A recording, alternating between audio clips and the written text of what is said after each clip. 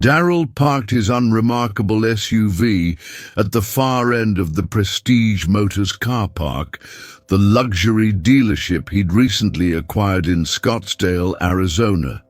The desert heat shimmered off the gleaming cars on display out front, their surfaces blazing under the afternoon sun. He got out, taking a moment to observe the store's facade. He was dressed inconspicuously, almost intentionally casually, in a grey sweatshirt, lightly worn jeans and trainers. His attire was a strategic choice. He wanted to see the dealership's true essence, how it functioned when nobody knew who he really was. As he walked towards the entrance, he noticed a small group of employees chatting near the counter. Laughter and relaxed chatter drifted through the glass doors. Darrell opened the door and stepped inside. The temperature difference between the outside heat and the showroom's air conditioning was stark. The smell of leather and fresh polish filled the air. Rows of immaculate cars gleamed under the bright ceiling lights, and the conversation subsided as he approached. He noticed the quick, discreet glances from the staff, their eyes lingering on his sweatshirt and trainers with a hint of suspicion. There was a tension in the air he knew well, but he wasn't there to judge, only to observe. Suddenly she appeared. Susan, a middle-aged woman with sharp features and a keen gaze, walked confidently towards him. Her crisp blazer and polished heels projected authority, and the clipboard under her arm conveyed efficiency. She approached with clear purpose, her firm steps echoing on the polished floor.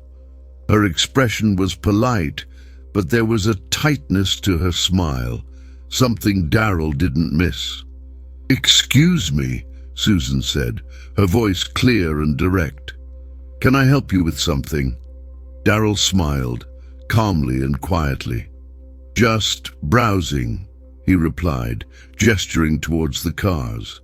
Susan assessed him with her eyes, from head to toe, and her expression hardened slightly.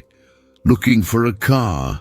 she asked, a note of doubt creeping into her voice. "Something like that," Darrell replied, his smile remaining. Susan pursed her lips, visibly uncomfortable. "Well, we cater to a rather specific clientele here. Most of our vehicles require pre-qualification. Perhaps I could recommend—" But she was interrupted by another employee who called out, "Hey, Susan, the delivery's arrived." She hesitated for a moment, but then looked back at Darrell, almost as if to ensure he wouldn't stray further. Darrell raised an eyebrow, but kept the lightness in his voice. "Are you assuming I'm not qualified?"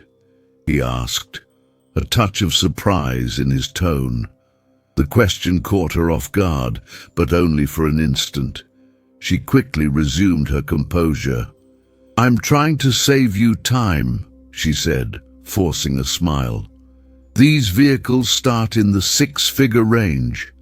Darrell interrupted, maintaining his calm. "That's an interesting assumption," he commented softly. The silence between them was thick with tension, but he continued to act as if nothing had happened.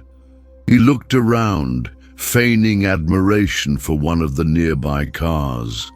It was a silver coupe with aggressive styling, and he touched the door handle before looking back at Susan. "Nice car," he simply said.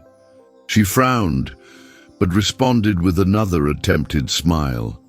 "Yes, perhaps when you're ready for a more serious inquiry, we can schedule a meeting with one of our sales consultants. For now, I'll ask that you don't touch the vehicles." Darrell paused, and without haste, moved away from the car. "Right, let's see what you'd recommend for someone like me." Susan, surprised by the direct question, attempted to recompose herself before replying. Perhaps something a little more accessible. I could suggest a location specializing in used vehicles. Darrell offered a subtle smile, but his gaze didn't waver. That's an interesting assumption, he repeated softly. Now I've really seen enough. He watched as she hurried away, her expression blank and professional, but her eyes betraying her unease. She returned moments later, clipboard held firmly to her chest. Here are some options that might be more suitable for your situation, she said, her tone considerably stiffer. Darrell glanced at the sheet of paper she handed over.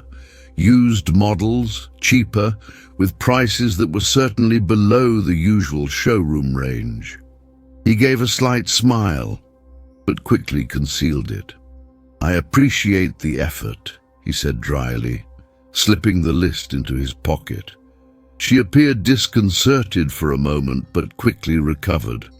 Look, she said, a shift in tone, now more somber. I'm trying to be realistic with you. Prestige Motors isn't for everyone. I don't want to waste your time. So what exactly makes you think I'm not your target client? Asked Darrell, his tone still light, but with a clear hint of challenge. She hesitated a moment, but soon replied, her voice firmer now. I've been doing this a long time. I know when someone isn't up to it. Not up to it, repeated Darrell, his tone neutral. Interesting. He felt a flicker of doubt in his own thoughts, but didn't let it show. I'm just trying to understand what makes you think so. The tension between the two built, but Darrell seemed immune, even calmer. Susan, in turn, became visibly uncomfortable, forcing a final attempt to maintain control. I can call the owner and schedule a meeting, she said, unsure how to escape the situation. Darrell, for his part, remained unperturbed.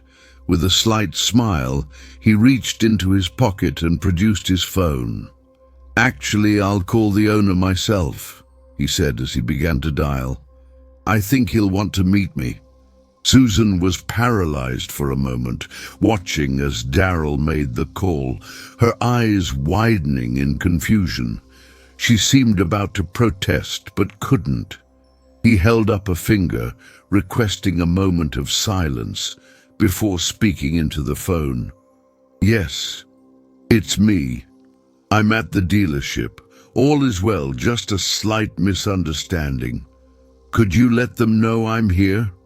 He hung up and returned the phone to his pocket, looking back at Susan. They'll be here shortly. Susan was speechless, unable to comprehend what was happening. A well-dressed man entered through the door, his firm footsteps echoing through the room. He was Alex, the regional director of the dealership, and upon seeing Darrell, his smile widened. Mr. Carter, he approached, extending his hand. It's a pleasure to meet you. Darrell shook his hand firmly, a subtle smile playing on his lips. Thank you for coming, Alex. I appreciate it. The tension in the room intensified, employees stopping what they were doing and watching intently. Susan, her clipboard nearly falling from her hands, looked at Alex, perplexed. Mr. Carter, she stammered, unsure what to say. Alex looked at her, his expression now more serious. Yes, Susan, he's the new owner. He turned to Darrell with an apologetic look. I hope this reception wasn't what you expected. It's quite all right, Darrell replied smoothly. Seems we just started the day on the wrong foot. Susan seemed to have lost her words, her expression now shrinking in shame.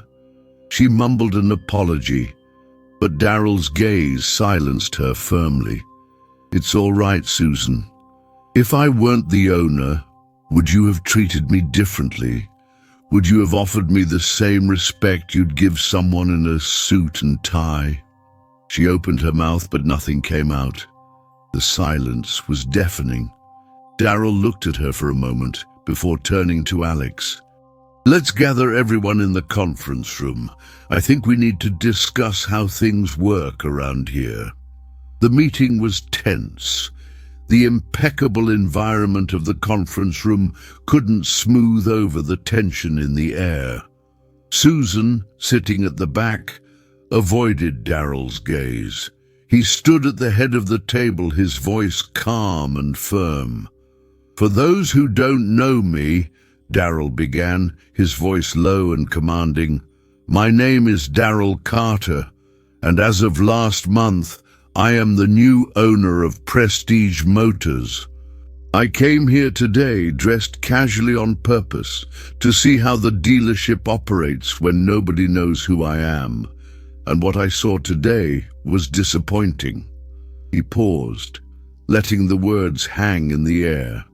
"I was judged not for who I am, but for what I wear, and that needs to change.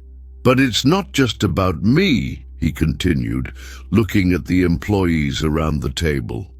"It's about everyone who walks through these doors and doesn't fit the preconceived idea of who the luxury client is.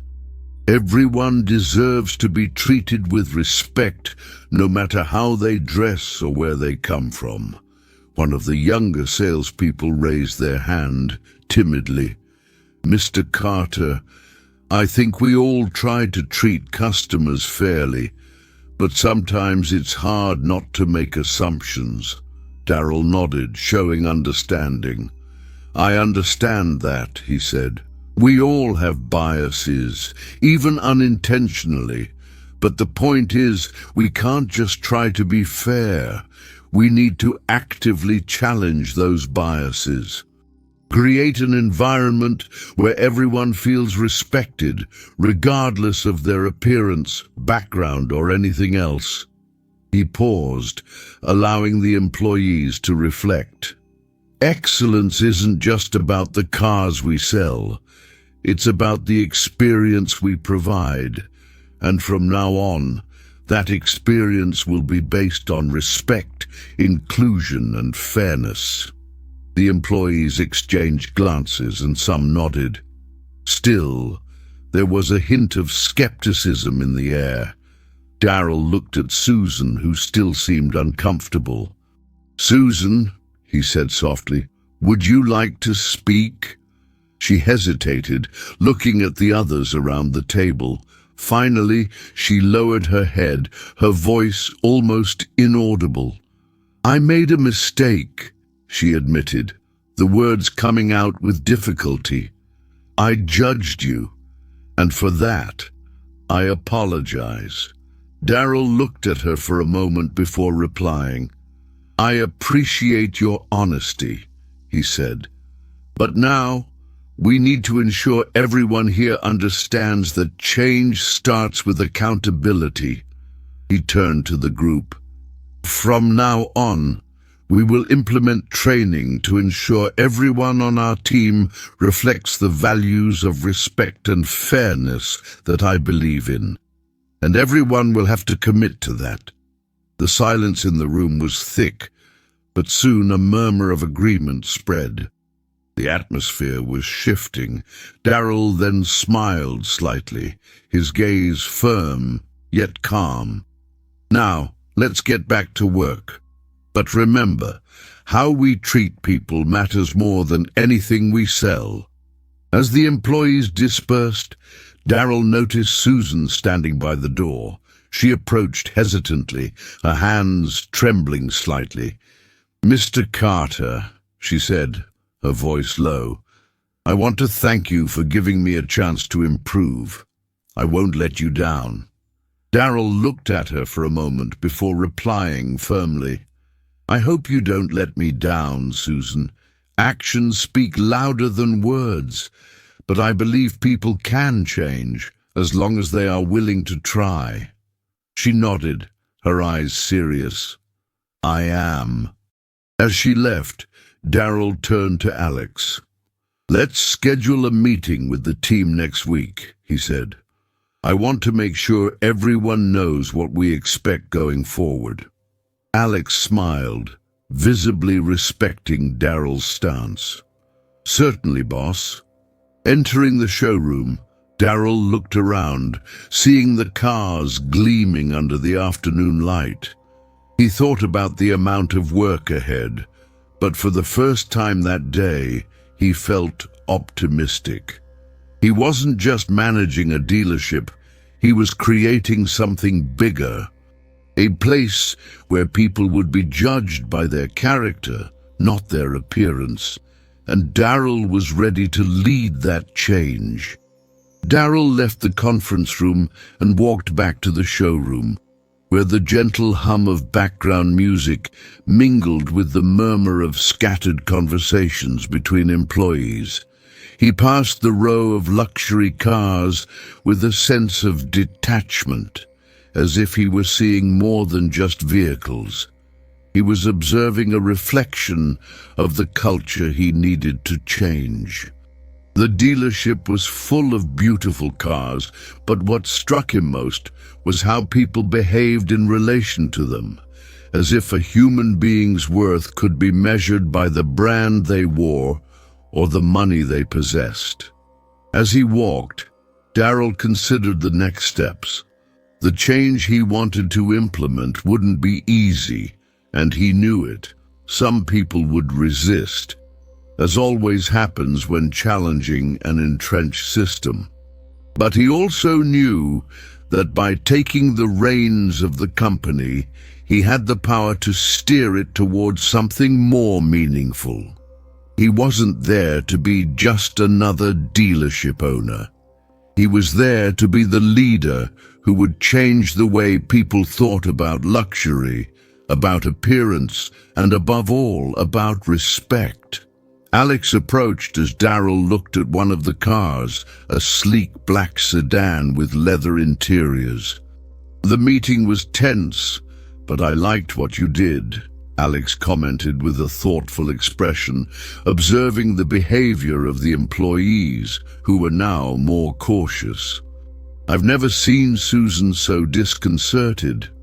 Darryl gave a small smile, but his mind was elsewhere.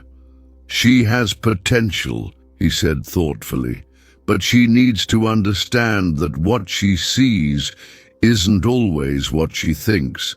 Today, she saw a man in a simple sweatshirt and thought that was all I had to offer." He looked at Alex, who was attentive, waiting for what he would say next. "The problem isn't just with her, Alex, it's in the company culture. People here need to understand that luxury isn't just about appearance. It's about experience, about human value." Alex nodded. "And what do you propose to do now?" Darryl sighed and looked around. The showroom was impressive, but he knew its appearance wasn't enough to give those cars the value they deserved. It was a showcase of ostentation, but little more. "I want the next team meeting to be about a change in mindset," he stated firmly. "It will be training on respect, on how to perceive the real client, not the client we imagine. We're going to start reforming the service and approach. This includes everyone, without exception. We'll ensure that no one is treated condescendingly, regardless of how they dress." Alex smiled, his confidence in Darryl's plan beginning to solidify. "This will shake things up, but I'm in."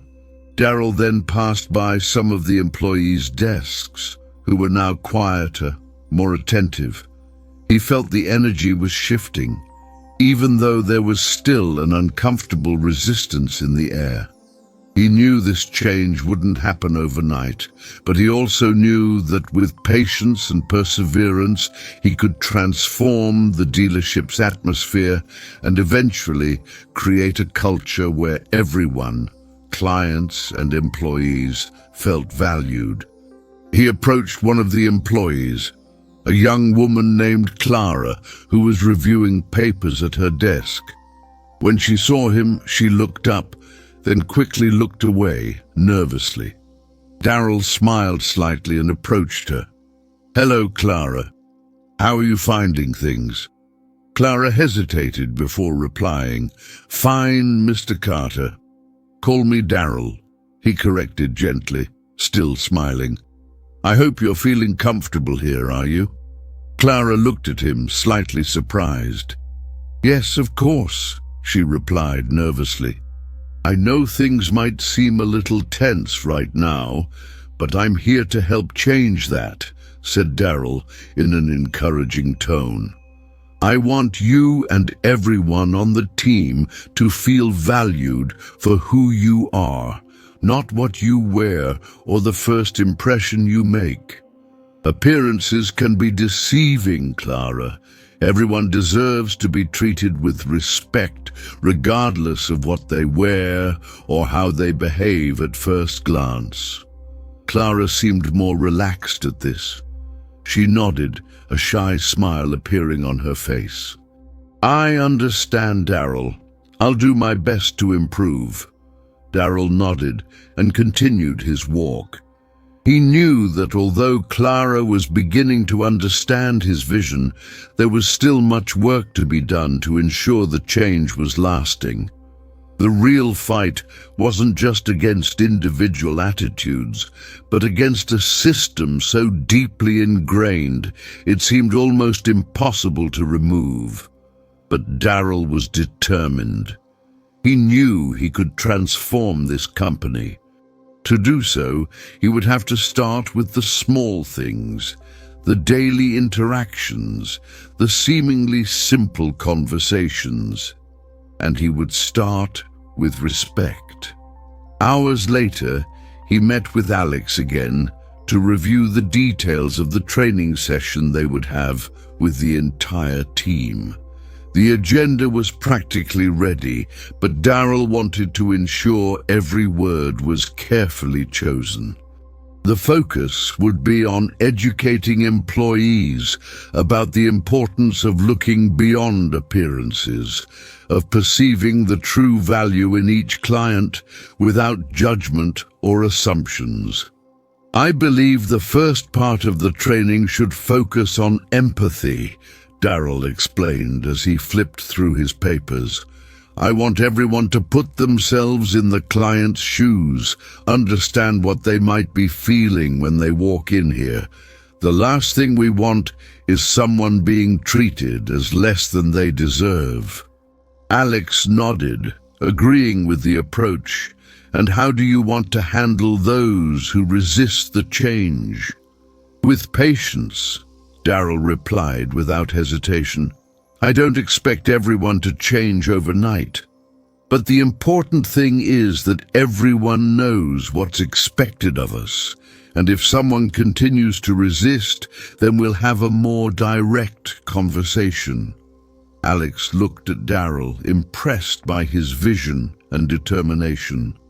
"I think, with you at the helm, Prestige Motors can become something much bigger than it is now." Darryl smiled, a smile that reflected both the confidence and the serenity of someone who knows there's still a long way to go. "We'll do it, Alex. We'll build a culture where respect and inclusion are more valuable than any luxury car we can sell." The following morning, Darryl began the training with the team. The conference room was full of employees from different departments, all seated in chairs, waiting for him to begin. They were uncomfortable, nervous, as if they knew they were about to be challenged in a way they never had been before. Darryl stood, looking at each of them, feeling the weight of the moment. He knew he was about to begin a transformation. "Good morning, everyone," he began, his voice calm but firm. "Today, we're going to talk about something very important: Respect. Respect for the client, respect between colleagues, and most importantly, respect for yourselves. It doesn't matter who you are or what you wear. What matters is how you treat people. He paused to let his words sink in. At Prestige Motors, our job isn't just selling cars. Our job is creating experiences. And the experience we want to offer is one where everyone feels valued, regardless of who they are. Change starts with us, here, today. The team remained silent, but Darrell could see something beginning to shift. Some looked uncomfortable, but others were attentive, waiting to understand more. Darrell knew he was only just beginning to plant the seed of a larger transformation, but this was a start. And for him, that was enough to begin believing that, with time and dedication, he could truly change the company culture and, who knows, transform the industry as a whole. As he spoke, he realized his journey wasn't just about changing the attitudes of others. It was also about transforming himself each day as a leader, as a person. He was creating more than a luxury car company. He was creating a space where people could be authentic, where they could be treated with dignity and respect. And for Darrell, that was the true luxury. In the following days, the atmosphere at Prestige Motors shifted, but not immediately. As Darrell knew, a change in mindset doesn't happen overnight. However, he noticed small signs of progress. Employees began interacting more thoughtfully with clients, and the environment, previously laden with subtle judgments, began to feel more welcoming. Of course, there was still resistance, but Darrell was prepared for that. He knew that true transformation would come with time and, more importantly, with consistent action. During the following week, he met with Alex to discuss the training results and how things were progressing. Alex was visibly optimistic, but Darrell also sensed that there were still areas of the team that were more reluctant to embrace the change. "I've noticed a significant improvement, Darrell," said Alex, smiling as he flipped through some notes. "But there are still some team members who don't seem fully committed. Susan, for example. She's been more professional, but she still carries a certain detachment. What do you think?" Darrell thought for a moment, looking out the office window overlooking the showroom. The gleam of the cars reflected the sunlight, but he knew the real work was happening outside, in the daily interactions. "Susan is trying. I know she struggled at the beginning, but I'm seeing a real effort from her. The problem is, she's still very attached to old habits, and that takes time to change." Alex nodded, clearly understanding Darrell's point. "You'll continue working with her? I think she needs more support." "Yes," replied Darrell, his expression serious. "She needs to understand that it's not about being good enough or conforming to a standard. It's about genuine empathy, about seeing people for who they are and not what they appear to be. We'll continue with the training, but I'll also approach each individual more personally so that no one feels left behind. Change shouldn't be pressure. It should be a natural evolution." Alex seemed satisfied with the answer. "And what about the sales team? They're still a bit uncomfortable, as if they don't know how to act in more challenging situations.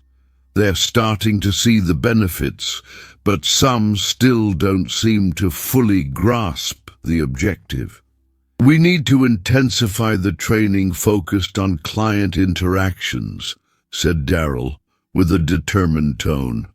I'd like the next session to be dedicated to sales simulations. We'll create scenarios that challenge the team to think differently about what it means to sell a luxury car. I want them to understand that the luxury isn't in the car, but in the experience we offer. Let's start working on those details more. Alex agreed, making a note. Perfect, I'll prepare that. As the conversation continued, Darrell felt a slight sense of satisfaction. He was starting to see changes happening, albeit gradually. But what truly motivated him was the idea that, in time, this dealership could be an example for the rest of the sector. He knew the luxury market was highly competitive and often cruel, but he firmly believed that by focusing on respect and empathy, he could create a brand that was more than just a name. It would be a brand built on real values, where people, regardless of their appearance or background, would be treated with dignity. Over the following week, Darrell dedicated time to interacting more with the team. He spoke with salespeople, service advisors, and even the mechanics, all the different team members who formed the heart of the dealership. Each conversation was an opportunity to reinforce the values of respect and inclusion, but also to show the importance of the work everyone was doing, regardless of their position in the company. In one of these conversations, Darrell approached Carla, one of the mechanics on the team. She was at the back of the showroom, adjusting one of the cars being prepared for delivery. When she saw him approach, she stopped and smiled shyly. "Carla, how's it going here?" Darrell asked in a friendly but genuinely interested tone. She seemed surprised, but responded with a smile. "All right, sir. We're doing well. The work is flowing." "That's good," Darrell replied. "I just wanted to ensure you knew your contribution is valuable. People don't always see the work you do here, but without you, what we offer clients wouldn't have the same value. So, thank you very much for what you do." Carla was visibly touched, and Darrell realized how these small words could make a difference. He knew that many of the team members, especially those working behind the scenes, didn't feel sufficiently valued. Now, he was trying to change that. That afternoon, after another round of conversations with the staff, Darrell sat in his office, observing the movement in the dealership. He could see the salespeople, the mechanics, the service advisors, all interacting in a more respectful, more attentive manner. He knew the change was still in its early stages, but he was confident he was on the right track. Soon, Alex entered the office, bringing more news. "I think we've managed to gather the sales team for the next training session," he said, with a gleam of satisfaction in his eyes. "They're ready to start the sales simulations as you suggested." Darrell smiled. "Great. Let's start with something simple but challenging. I want each of us to put ourselves in the client's shoes, to truly understand their needs before trying to sell anything. Luxury is about trust. If clients trust the experience we're offering, they don't care so much about the price or the status. They want to feel special." Alex sat down and made notes as Darrell continued. "Furthermore, we need to reinforce the importance of follow-up. It's not enough to make a good first impression. We need to create a real connection. That should be the basis of our work from now on." "I agree," Alex replied. The follow-up will be crucial. We can't let clients feel abandoned after the sale. As Darryl prepared for the next phase of the training, he felt a deep sense of accomplishment. He wasn't just creating a more efficient sales team. He was shaping a fairer, more inclusive and respectful work culture. He knew that eventually, Prestige Motors would become an example not only of excellence in customer service, but of how a respectful environment could transform any customer's experience. With that, he stood up, glancing once more at the gleaming cars in the showroom. He was ready to take the next step. The real transformation was only just beginning, but he was confident that, in time, the results would be evident. The following training session was scheduled for early morning, and Darryl knew it was crucial that it was conducted with the utmost attention to detail. He met with the sales team before the session began to reinforce the purpose of the meeting and ensure everyone was on the same page. Entering the conference room, he observed each of the salespeople, still with a mixture of curiosity and apprehension in their eyes. There was an air of anticipation, and he could sense that while there was resistance, there was also a willingness to understand what he wanted to achieve. "Good morning, everyone," Darryl began, his voice firm but warm. "Today, we're going to talk about making a difference in the customer experience. Our objective is simple: to create a genuine connection with everyone who walks through these doors. It's not just about selling a car, it's about selling a unique experience." He paused, observing the team's reactions. Some expressions were more open, others still seemed a little skeptical, but Darryl was determined to press on. When a customer enters a luxury dealership, they don't just want a car. They want to be heard.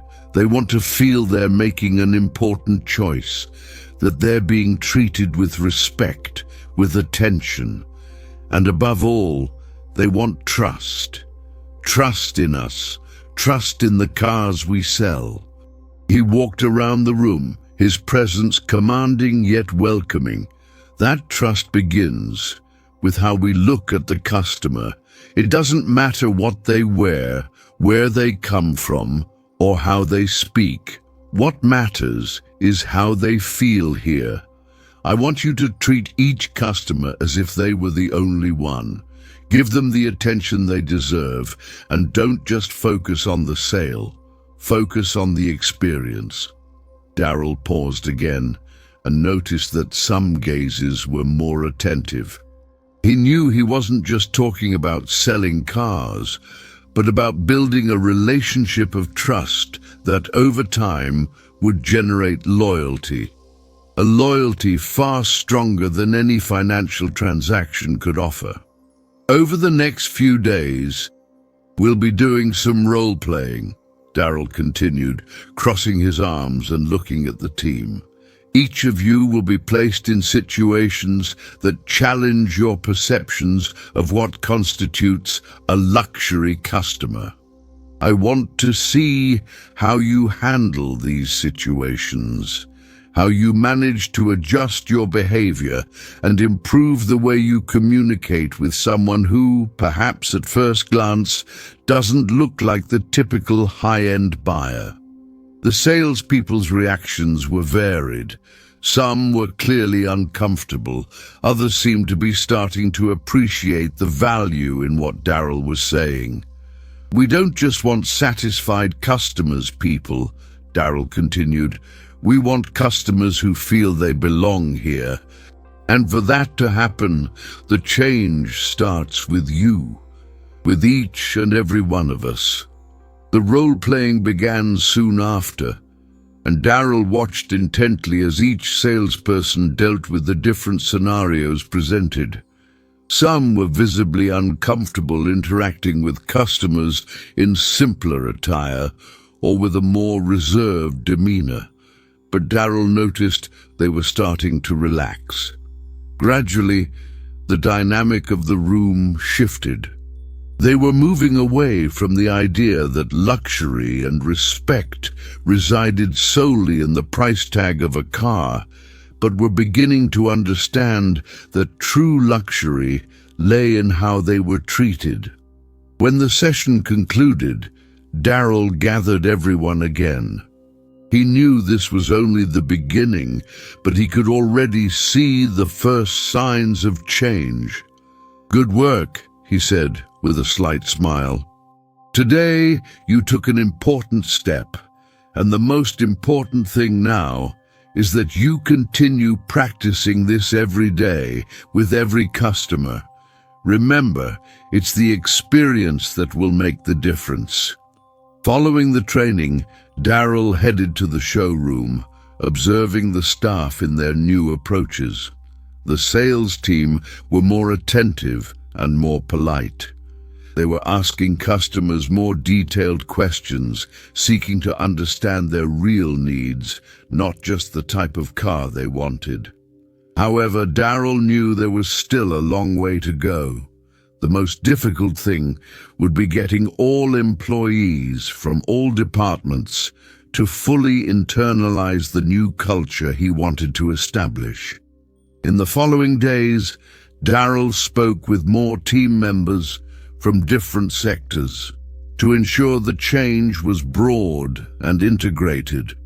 He spent some time with the mechanics, receptionists, and service advisors, seeking to understand how each of them felt about the changes. For him, it wasn't enough that the salespeople were aligned.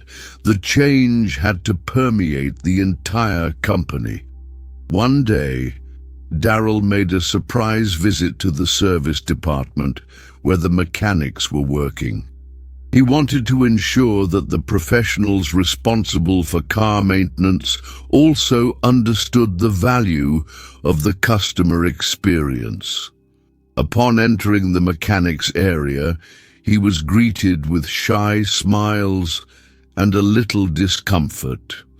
Darrell wasn't someone who spent much time in that part of the dealership, so his presence was a little unusual. He smiled, trying to break the ice. "Hi, everyone. How are things going here?" he asked, addressing the group of mechanics who were at a workbench.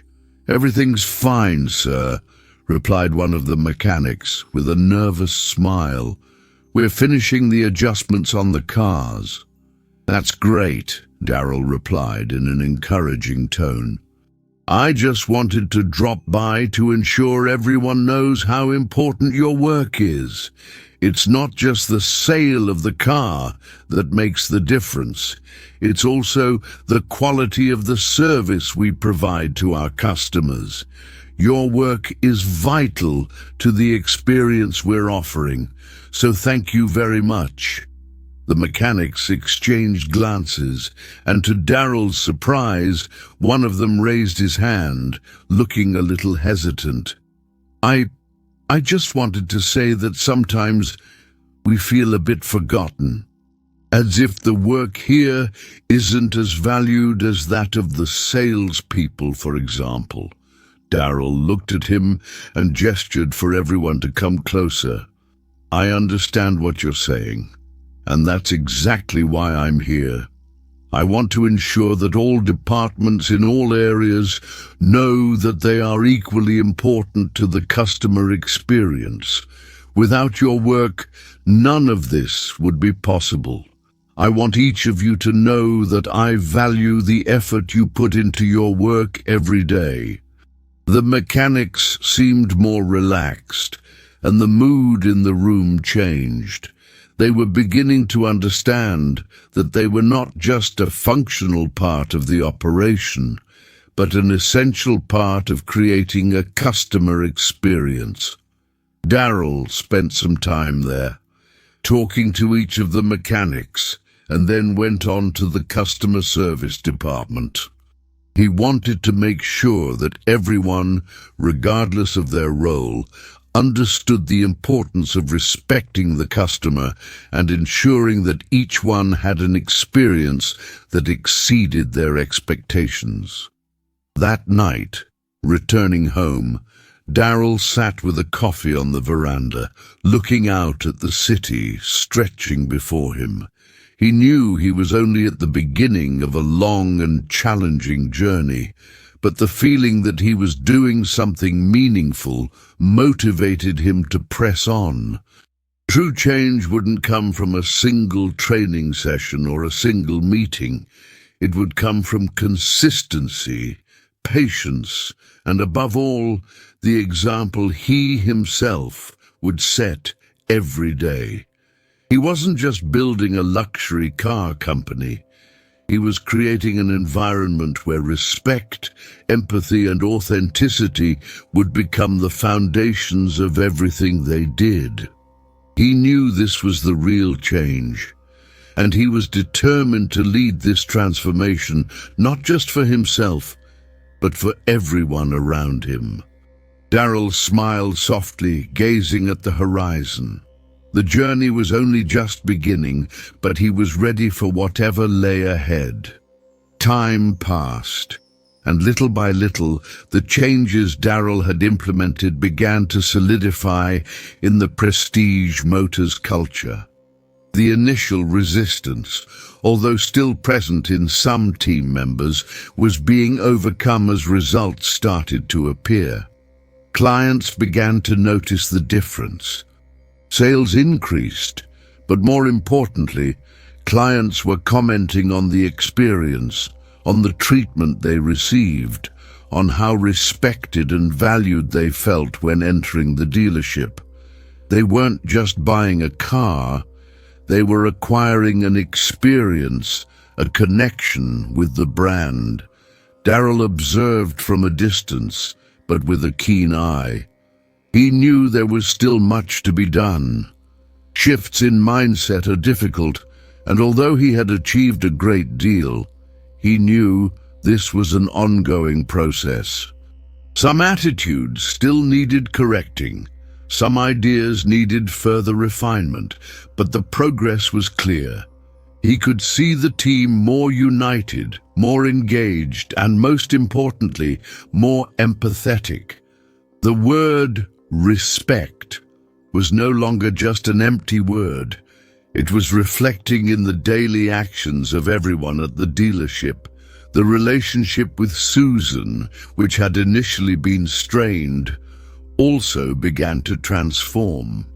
She came to understand the depth of the change Darrell was seeking, and gradually she began to let go of the barriers that prevented her from genuinely connecting with clients.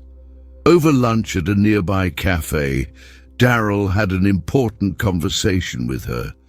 He knew she still needed a nudge to fully internalize the values he wanted for the company, but now he perceived a genuine willingness to change.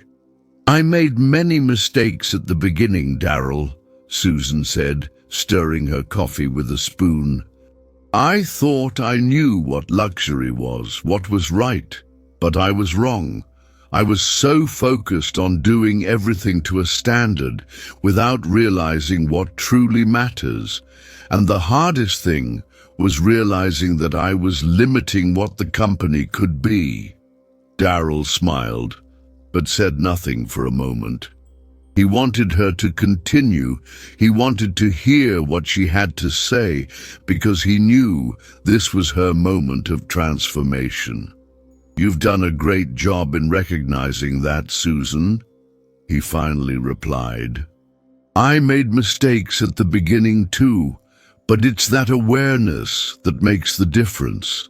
The important thing is knowing that we can all learn and grow." They talked for some time longer, and Darrell realized that Susan had truly changed. She was no longer just doing her job. She was now invested in building something bigger, something deeper. She became one of the biggest advocates for the culture of respect within the team, encouraging others to think more openly and inclusively. As the months passed, Darrell continued to monitor the evolution of Prestige Motors. Customer feedback, which had previously been sporadic and often superficial, began to become increasingly consistent and positive. The dealership had become a landmark in the city, not just for the quality of the cars it sold, but for the experience it offered. Word of mouth was crucial in boosting the company's popularity, and soon people were seeking out Prestige Motors not only for its luxury car offerings, but for the sense of belonging they felt upon entering the showroom. Darrell knew he had achieved something significant, but he wasn't satisfied. He wanted more. He wanted to expand his vision to other locations. He wanted the Prestige Motors name to be synonymous with respect, inclusion, and genuine experience. But he also knew this was a gradual process. The success he was experiencing now wasn't the fruit of a short-term change, but of continuous effort, dedication, patience, and persistence. Late one afternoon, while observing the activity in the showroom, Darrell was approached by Alex. The regional director approached with a broad smile. "You're right, Darrell," he said. "You've really changed everything here. Not only have sales increased, but our team has also grown, and in a way I never imagined. You've created an environment where people want to be, and that's something rare." Darrell looked at him, feeling a mixture of gratitude and accomplishment.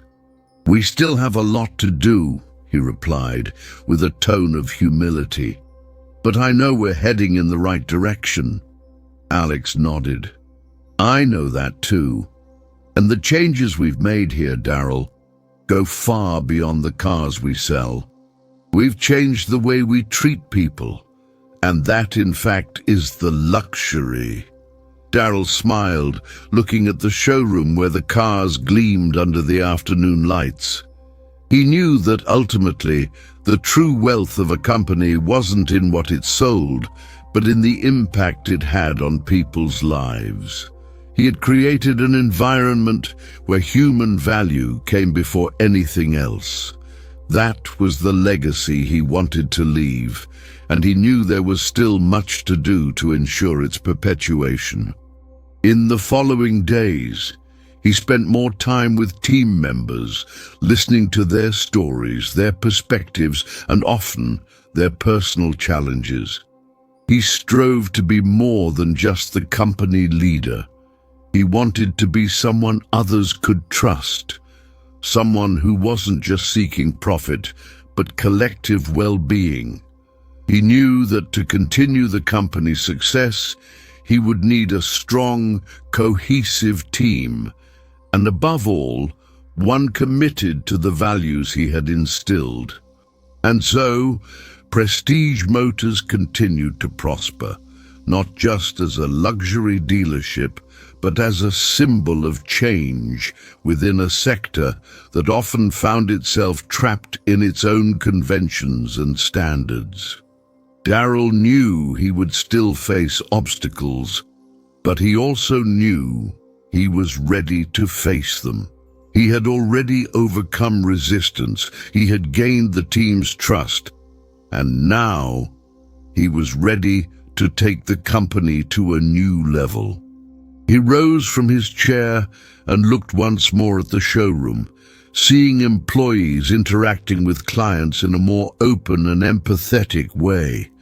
The vision he had for the company was materializing, and he knew this was only the first stage of a long journey.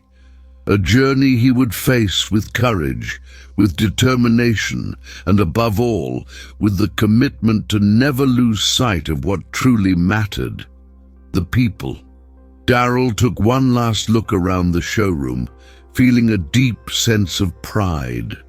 He knew that true change wasn't just about transforming a company, it was about transforming lives, one interaction at a time.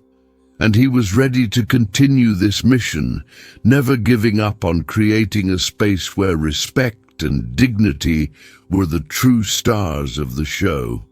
The transformation was complete, but the journey was only just beginning. And Daryl was ready to move on, confidently and with clearer vision than ever before.